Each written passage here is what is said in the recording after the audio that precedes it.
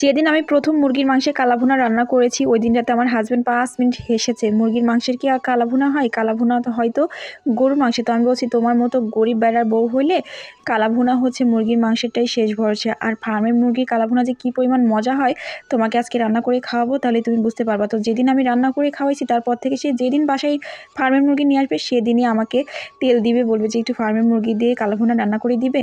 আমি তো আমার হাজব্যান্ডের কথা ফেলতে পারি না, তার জন্য আজকে কালাভুনা বানাচ্ছি বাসায়। এজন্য চাচ্ছিলাম আপনাদের সাথে আমার সেই অথেন্টিক রেসিপিটা শেয়ার করতে। তো আমি চলে যাচ্ছি রান্না করতে। কড়াই গরম করে এর মধ্যে সরিষার তেল দিয়েছি বেশ খানিকটা, তার মধ্যে পেঁয়াজ কুচি দিয়েছি, তারপরে আমি গোটা গরম মশলা দিচ্ছি। পেঁয়াজটাকে বেরেস্তা করে নিয়েছি। গোটা গরম মশলার মধ্যে দারুচিনি, ছোট এলাচ, বড় এলাচ, তেজপাতা, লবঙ্গ, গোলমরিচ এই সমস্ত দিয়ে ভালো করে ভেজে নিচ্ছি সুঘ্রাণ বের হওয়া পর্যন্ত। এই পর্যায়ে আমি আদা রসুন বাটা দিয়ে দিলাম। এগুলাকে ভালো করে আমি ভেজে নিব, তার কারণ হচ্ছে আদা রসুনের একটা কাঁচা গন্ধ থাকে, সেটা যাতে চলে যায়। তারপর একটু পানি দিয়ে দিলাম, কারণ এখন গুঁড়া মশলা অ্যাড করব। গুঁড়া মশলার মধ্যে ধনিয়ার গুঁড়া, জিরার গুঁড়া, হলুদের গুঁড়া, মরিচের গুঁড়া, স্বাদ মতো লবণ, এই সমস্ত উপকরণ এখন আমি দিয়ে ভালো করে নেড়ে চেড়ে নিব। আর এই নাড়াচাড়ার মধ্যেই কিন্তু অনেকটা টেস্ট নির্ভর করে। তো আমি ভালো করে মশলাটাকে কষিয়ে নিয়ে এ পর্যায়ে একটু টমেটো সস দিয়ে দিলাম, একটু সয়া সস দিয়েছি। সয়া সসটা একটু স্কিপ হয়ে গেছে, প্লিজ আপনারা অবশ্যই দেবেন। আর এখানে আমি গরম মশলার গুঁড়াটা অ্যাড করেছি, এটাও অবশ্যই দিবেন, তাহলে কিন্তু অনেক ভালো একটা কালার আসবে, টেস্ট হবে। তো আমি এ পর্যায়ে মশলা কষানো হয়ে গেলে আগে থেকে কেটে ধুয়ে রাখা মুরগির মাংসটা দিয়ে দিচ্ছি। আর মুরগির পা দেখে কেউ কিছু মন্তব্য করবে না, কারণ এটা আমার ভীষণই প্রিয়। মুরগির লেগ পিসের থেকে পা খেতে অনেক বেশি ভালো লাগে। তো মানুষের এক একজনের ভালো লাগা এক এক রকম আর কি, তো আপনাদের সাথে শেয়ার করলাম।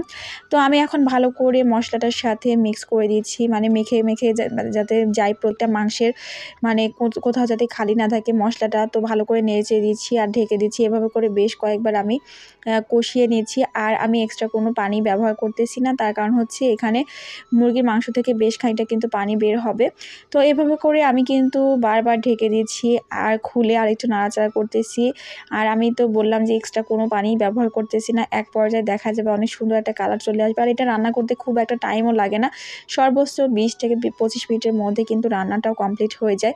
তো এইভাবে করে বেশ কয়েকবার আমি নেড়ে দিচ্ছি আর ঢেকে দিচ্ছি। তারপরে আমি এ পর্যায়ে হচ্ছে দেখেছেন কতগুলা মানে কতখানি পানি বের হয়েছে মুরগির মাংস থেকে। তারপর আমি কিন্তু কাঁচামরিচও দিয়েছি, গোটা গোটা কাঁচামরিচ কয়েকটা। লাস্ট পর্যায়ে দিয়ে দিচ্ছি আমি একটু জিরার গুঁড়া, ভাজা জিরা আর কি, সুন্দর ফ্লেভারের জন্য এবং টেস্টের জন্য।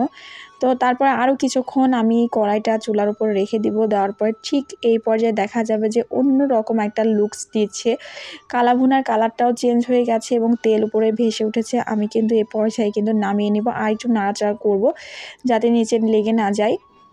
আর এই নাড়াচাড়াটাই কিন্তু আমার মানে শেষ আর কি, লাস্ট রান্নার মানে পর্যায়ে। তো আমি এখন বাটিতে তুলে নিলাম এবং দেখতে কিন্তু অনেকটা ইয়ামি লাগছে, খেতেও অনেক বেশি ইয়ামি হয়েছে।